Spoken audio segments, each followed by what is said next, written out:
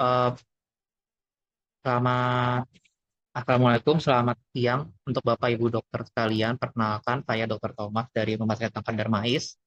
Izin untuk membawakan, mohon izin. Pertama ini adalah soal-soal sebenarnya kita sudah konsul dengan DPJP, namun mungkin beliau sedang ada tindakan sehingga berhalangan untuk hadir, sehingga izin saya bacakan dan saya berikan info dari beliau terkait untuk jawaban-jawaban pada soal-soal berikut ya, Bapak Ibu sekalian ya.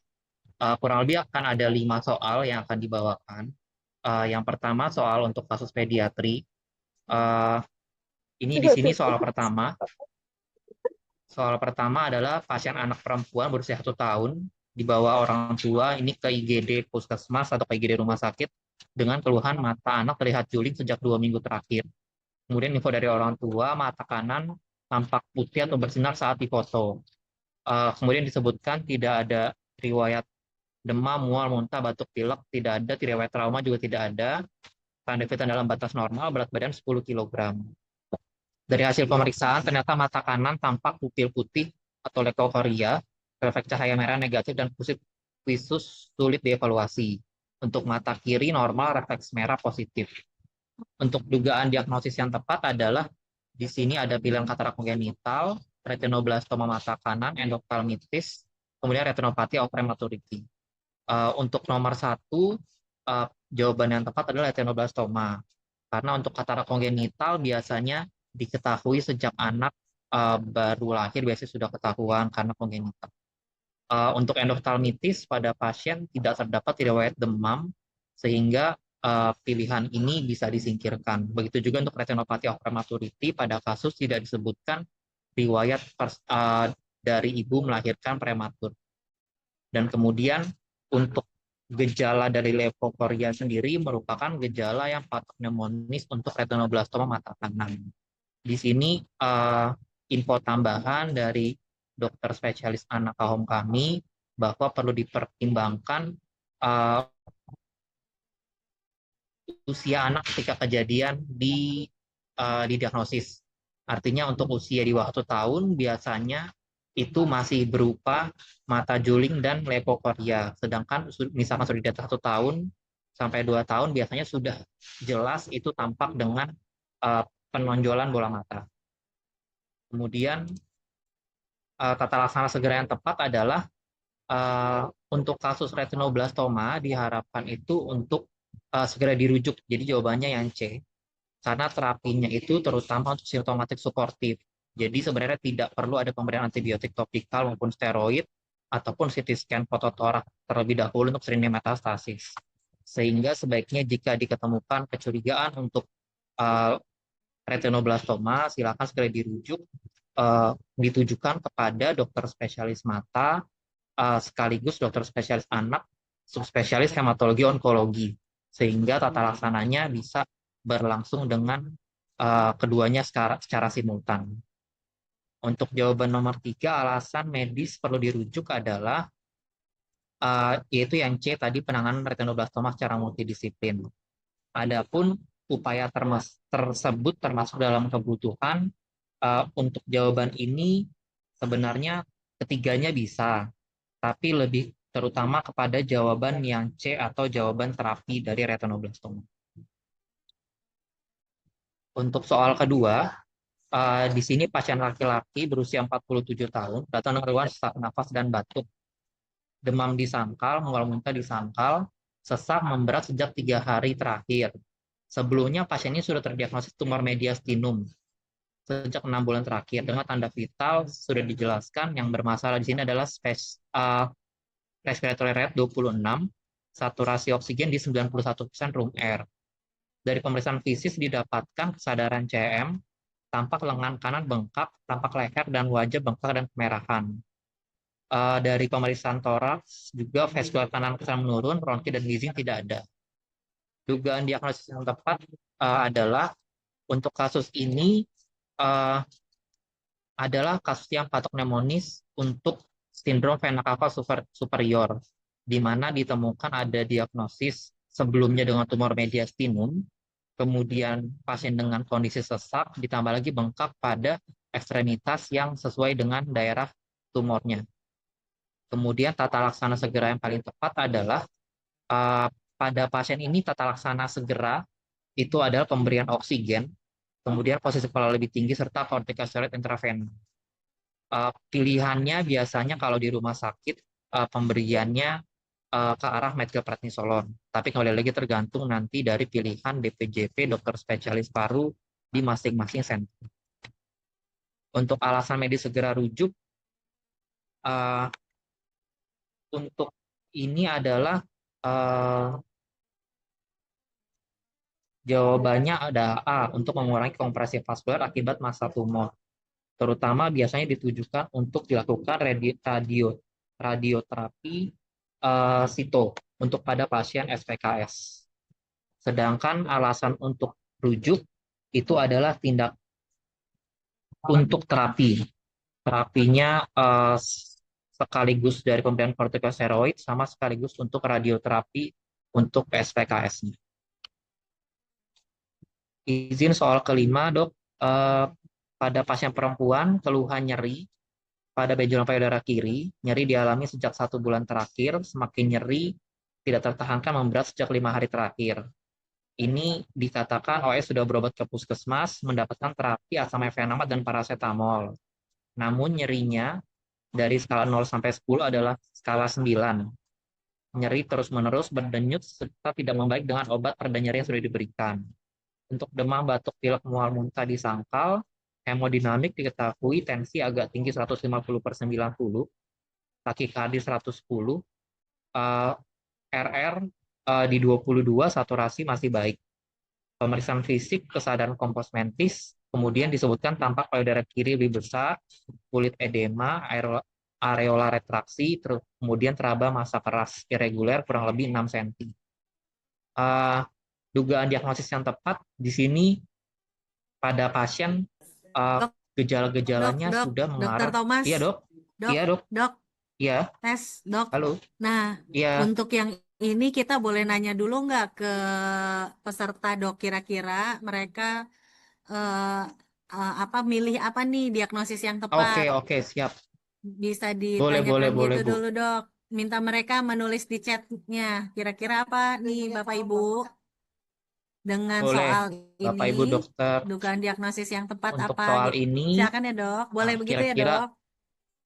siap dok, ini rata-rata menjawab B ya Bu.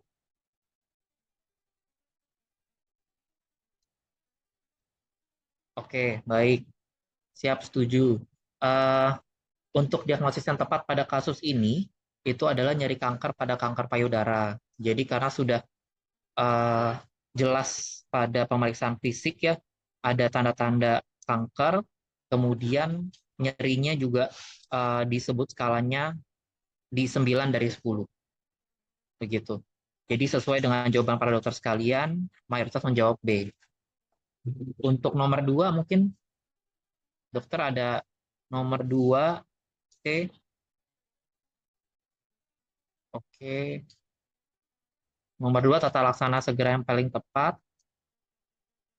Setuju dengan dokter sekalian, jawabannya itu adalah C, yaitu pemberian analgesik opioid.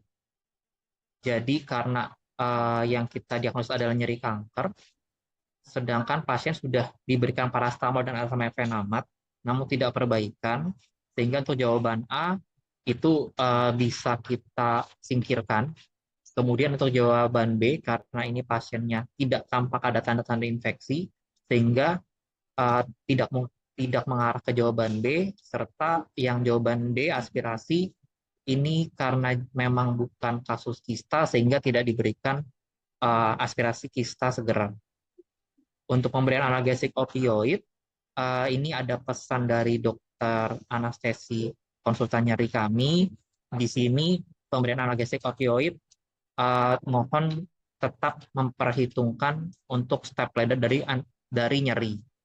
Untuk kasus ini, di kasus itu sudah disebutkan bahwa pasien sudah dengan obat anti nyeri sebelumnya, paracetamol dan asam efenamat, tapi tidak perbaikan, sehingga kita bisa naik ke yang lebih tinggi. Namun karena nyerinya dari skala itu 9/10, dan nyeri-nyeri kanker, sehingga bisa kita mulai dengan pemberian analgesik opioid. Pilihan utamanya biasanya kita mulai dari morfin immediate di oral dulu, dokter.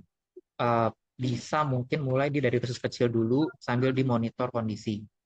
Nah, karena kemungkinan opioid ini tidak tersedia di puskesmas, mungkin sebisa mungkin di puskesmas diberikan anti nyeri yang tersedia, baru kemudian dirujuk ke rumah sakit dengan fasilitas yang memiliki pemberian opioid.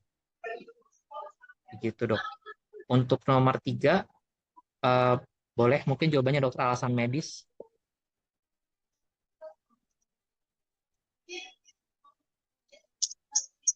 Baik, dok. Setuju, dok. Dokter rata-rata menjawab pilihan B untuk tata laksana kanker payudara dan nyeri komprehensif. Setuju, dokter, karena memang pilihan opini kedua juga tidak cocok untuk kasus di sini. Kemudian untuk mamografi dan USG payudara, itu memang diagnosis untuk kanker payudara, tapi utamanya kita mengatasi nyerinya terlebih dahulu, sehingga kita fokus ke kanker payudaranya sama manajemen nyeri. Kemudian yang jawaban pilihan C juga kurang tepat, dokter. Baik, dok. Untuk alasan termasuk dalam kebutuhan rujukan, boleh dokter mungkin jawabannya? Oke, baik. Setuju, dok. Untuk alasan tersebut itu sebenarnya semuanya benar, cuma karena tidak ada pilihannya semua benar, dok. Jadi eh, kita masuk dengan pilihan terapi, dok. Itu karena utamanya untuk nyeri kankernya terlebih dahulu, baru kemudian kalau memang selanjutnya pasti kita rujuk untuk diagnosis sama tindakan medis untuk dari kanker payudaranya, dok. Ya, dok. Izin lanjut ke soal selanjutnya ya, dok. Soal selanjutnya, soal keempat, yaitu pasien laki-laki 45 tahun, datang ke IGD dengan keluhan nyeri kepala dan lemas. Keluhannya sejak 3 hari terakhir, memberat sejak 6 jam. Kemudian pasien tampak lemas dan pucat, ada mual, muntah tidak ada, demam batuk pilek disangkal, mencret tidak ada, pasien dengan riwayat hipertensi, gula darah, jantung disangkal. Kita ketemukan tanda vital, takikardia, dok, 130, saturasi 93 Rub-R. Dari pemeriksaan fisik, konjungtivanya anemis, ronkiwizin tidak ada. Kemudian ternyata ada hasil laboratorium darah ya, dok. HB 6,4, hematokrit 19, leukosit 165.000, dokter. Trombosit 56.000. Untuk diagnosisnya, boleh dokter, dari dokter kira-kira mengarah kemana, dok?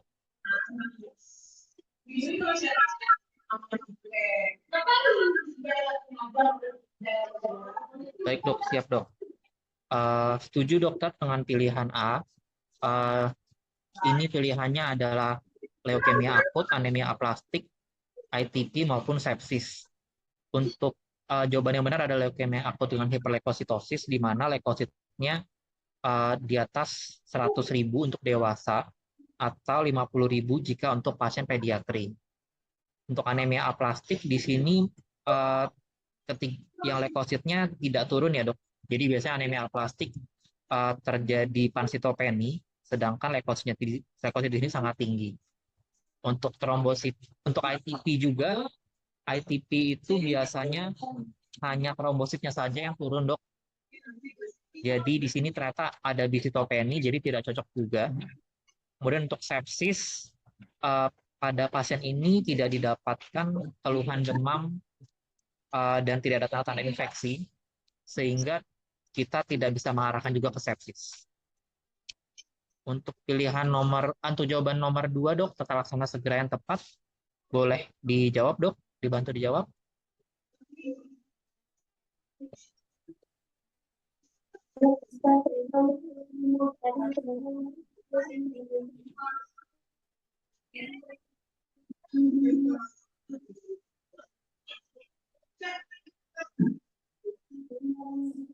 Baik.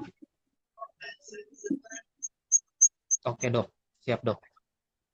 Baik, dokter. Untuk nomor 2 ini ada titipan juga dari konsultan hematologi kami. Untuk pada kasus ini, ternyata jawabannya adalah pilihan B, di mana tata laksana segera itu adalah kita harus hidrasi agresif, suplementasi oksigen, serta pemberian obat penurun asam urat. Di mana memang pilihan transfusi PRT itu termasuk pilihan yang masuk akal, tapi ternyata dibandingkan kita harus meningkatkan HB, dari beliau disarankan buat hidrasi agresif terlebih dahulu. Karena dengan meningkatkan HB, ditakutkan leukosit juga akan ikut naik. Kalau kami di rumah sakit kanker, biasanya untuk transfusi PRC, untuk pada pasien hiperleukositosis, kita akan minta PRC leukodepleted, dokter. Sehingga diharapkan leukositnya juga tidak ikut naik dengan pemberian PRC. Karena bagaimanapun juga, meskipun dikatakan PRC itu isinya adalah sel darah merah, pasti tetap ada antigen atau antibodi yang ikut, sehingga ditakutkan leukositnya cukup naik juga. Kemudian yang pilihan C juga memang pilihan yang cukup tepat, dok. Itu karena memang salah satu tata laksana dari leukosit dengan hiperleukositosis adalah leukoferesis. Tapi kadangkala atau seringkali tindakan ini tidak dapat dilakukan segera, dok. Karena tindakan leukoferesis itu kita butuh pemasangan akses dulu, terlebih dahulu. Sehingga yang paling mungkin kita lakukan biasanya di pilihan untuk segera saat ini juga adalah hidrasi agresif, ya, dok. Jadi uh, itu kita dapat berikan misalkan dengan pemberian infusan. Kalau pada kami biasanya dengan pemberian NaCl, biasanya kita akan berikan minimal 2000 ml per 24 jam atau bahkan sampai 3000, dok. Untuk antibiotik empiris juga tidak sesuai, ya, dok, karena ini memang bukan kasus infeksi. Baik, dok, izin ada pertanyaan, kenapa diberikan obat penurunan asam urat? Baik, dokter, uh, nanti harusnya sih dijawabnya sama beliau dari spesialis hematologi, ya, dok. Tapi yang saya dapat dari beliau adalah untuk pemberian asam urat karena salah satu gejala dari hiperleukositosis itu dapat terjadi peningkatan asam urat, dokter. Jadi biasanya terkait dengan apoptosis sel itu menghasilkan asam urat yang tinggi, sehingga salah satunya dengan pemberian obat asam urat. Mungkin izin kalau ada yang salah atau ada tambahan, saya akan sampaikan dulu ke beliau, ya, dok. Nanti jawaban tambahannya akan saya infokan, dok. Jadi untuk pemberian asam urat, ya, dok, saya akan konfirmasi lagi ke beliau. Untuk nomor 3, dokter, mungkin ada pilihan jawaban. Ya. Indonesia masuk ke 5 negara dengan kasus TB tertinggi di dunia. Selain itu, yaitu ada Baik, dok, siap, dok. India, lalu Setuju, dok, untuk nomor 3, alasan medis perlu dirujuk itu setuju dengan pilihan A. Ini instruksi dari dokter hematologi juga. Memang untuk pasien-pasien leukemia, terutama hiperleukositosis, kita memerlukan fasilitas penunjang segera, serta leukoferesis, kemoterapi, dan perawatan intensif. Jadi begitu pasien dengan leukosit di atas 100.000, itu pada kasus yang sampai ke kami, itu biasanya akan kami arahkan untuk rawat di ruangan ICU, dokter. Karena pasien ini resiko tinggi terjadi leukostasis dan terjadi perburukan kondisi. Sehingga sebagian besar kita akan rawat di ruangan intensif, dok. Kemudian melihat kasus juga biasanya juga akan diarahkan untuk leukoferesis. Untuk nomor 4, boleh, dok, untuk jawabannya?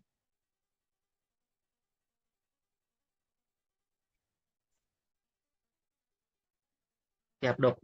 Setuju, dokter. Untuk nomor 4, jawabannya semua benar.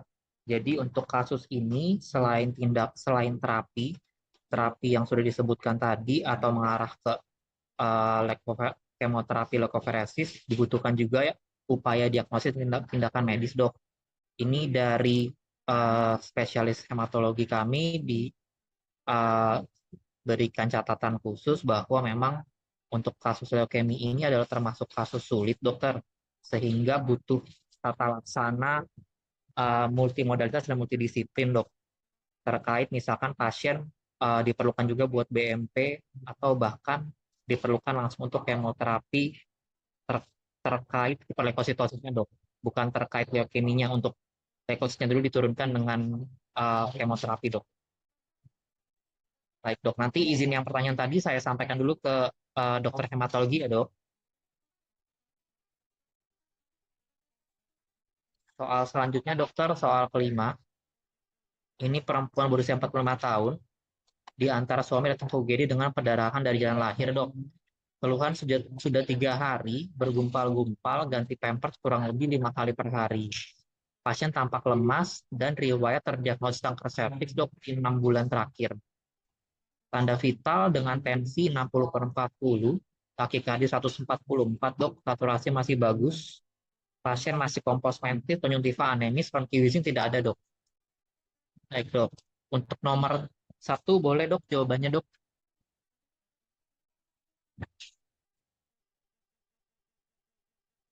Baik, setuju, dokter.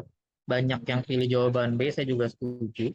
Untuk kasus diagnosis di atas tidak sesuai juga dengan jawaban A.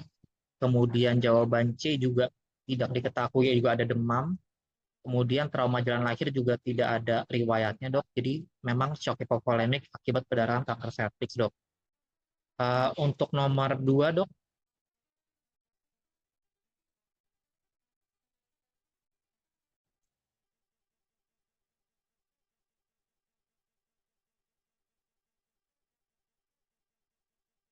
Baik, dok. Setuju juga, dok. Untuk jawabannya adalah pilihan A, di mana kita lakukan resusitasi cairan, transfusi PRC dan FFP, bahkan sampai packing di pervaginam untuk sementara, dok. Untuk biopsi serviks memang tidak akan segera dilakukan untuk terapi segera ya, dok. Pilihan D juga tidak cocok. Kemudian yang pilihan C cenderung kurang ya, dok, under treatment ya, dok, karena hanya diberikan tranexamat oral dan observasi, namun tidak ditangani untuk shock hipovolemiknya, dok. Ini ada soal lanjutan untuk nomor 3 dan 4, dok. Jadi misalkan saat ini bekerja di RS tipe C, sudah penanganan awal, sudah transfusi cairan, pemasangan tampon, tensi sudah 100/70, heart rate sudah 98, HR18, saturasi 98, perdarahan masih ada, dok. Nah, kemudian alasannya apa, dokter?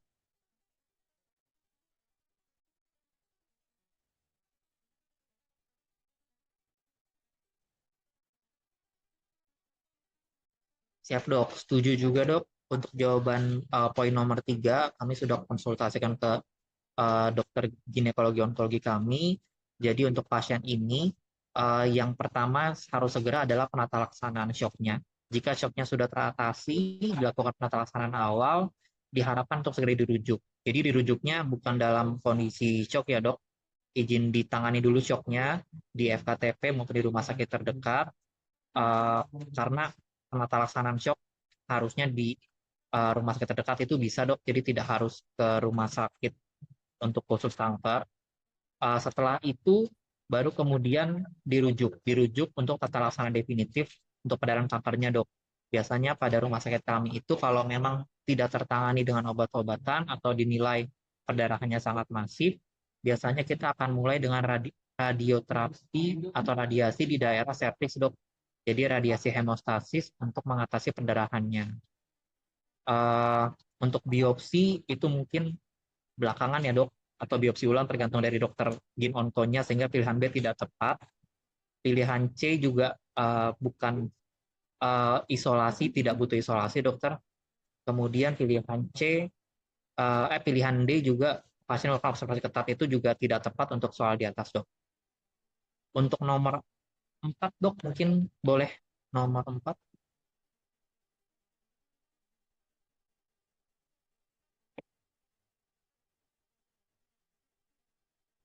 Ya. Baik, dok. Jadi pilihannya lebih banyak yang menjawab C ya, dok. Ada beberapa yang menjawab B juga. Untuk nomor 4, ini kami sudah konfirmasikan ke dokter untuk kalau jika pilihannya adalah seperti ini, yang paling tepat adalah tindakan medis, dok. Jadi terutama dengan yang tadi saya sudah jelaskan, apakah dibutuhkan misalkan radiasi sito untuk hemostasisnya, Dok. Untuk terapi mungkin di rumah sakit itu terkait misalkan pemberian asam traneksamat itu atau transfusi FFP itu sudah bisa di rumah sakit yang tidak khusus kanker, Dok, atau tidak perlu yang kankernya paripurna atau utama, Dok. Tapi untuk radioterapi itu biasanya hanya ada di level paripurna atau utama kalau tidak saya tidak salah, Dokter. Begitu, Dok. Eh, kurang lebih 5 soal, Bu. Mungkin itu saja dari saya, Bu. Nanti untuk pertanyaan dokter, saya coba konfirmasi dulu ya, Dok, yang untuk kartu hemato ya, Dok, ke dokter hematologi onkologinya, Dokter. Baik, sekian, Bu, dari Rumah Sakit Kanker Darmais, Bu. Ya, terima kasih Dokter Thomas. Jadi kita tadi udah membahas 5 soal ya.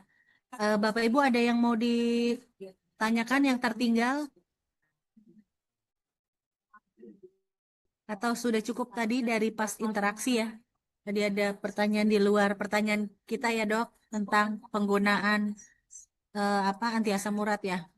Ya, Samurat, siap, Ada Dok. pasien ini. Mm-mm. Hiperlevo. Nanti Oke, saya coba kalau konfirmasi sudah untuk jawaban pastinya ya, Bu. ya nanti ada jawaban tambahan mungkin nanti bisa disampaikan ke kami. Ada Siap, kami Bu. punya link untuk yang bank soal mungkin nanti bisa kita infoin di situ aja, Dok, keterangannya. Jadi biar tersampaikan oleh peserta ini semua. Baik, Bu. Ya, makasih Dokter Thomas.